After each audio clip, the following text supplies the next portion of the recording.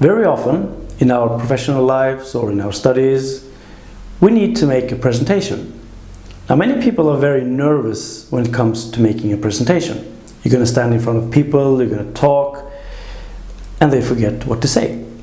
So what happens often is that people write down what they're going to say, and that can work. But if you read something, if you've ever heard someone read a presentation, it's quite boring to listen to.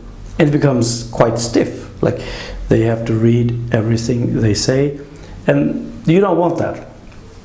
So using memory techniques is a perfect way to improve your presentation skills a lot. And actually, the memory technique, the Loki method or memory palace, was sprung out from this fact that people were going to present things to an audience.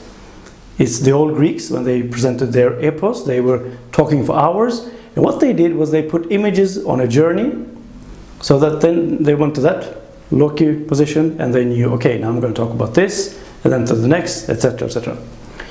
So let's say you want to do a presentation and show someone this memory course.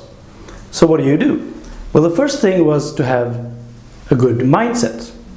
So imagine a mind or a brain on the first position, and then you go to your second position, and then you see this lion or this cat, big cat, focusing, trying to catch its prey. So you know that, okay, I was going to focus.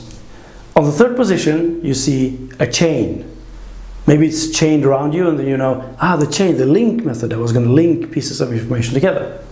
On the fourth position, you see a giraffe walking. The giraffe resembles the number 7, so it's the association method. And then in the next place, you see a house. A big house is like, whoa, what's this house doing here? Yeah, the method of Loki, to put information into different places. After that, you knew that you're going to repeat everything. So maybe you see a DJ, he's repeating the same music loop all the time, or some other association that you get, method of repeating. And that sums up all the parts to make good memory. So now, if you're going to present this to someone and do a presentation, you can just close your eyes, go to the first place, mind, and you can talk about the right mindset. You go to the next place, the cat, to focus, the chains, etc., etc. So you can do the presentations from your memory. And remember, no one wants to hear someone to read. They want to hear you talk from your heart. That is, you to tell what you know. That is always much, much better and much more nicer to do. So practice.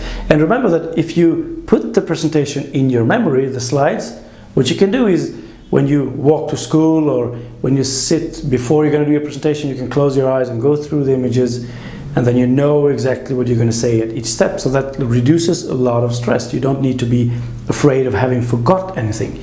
And that is very, very important. And as with everything, you need to practice. So please do that. Apply the techniques the next time you're going to do a presentation and see what happens.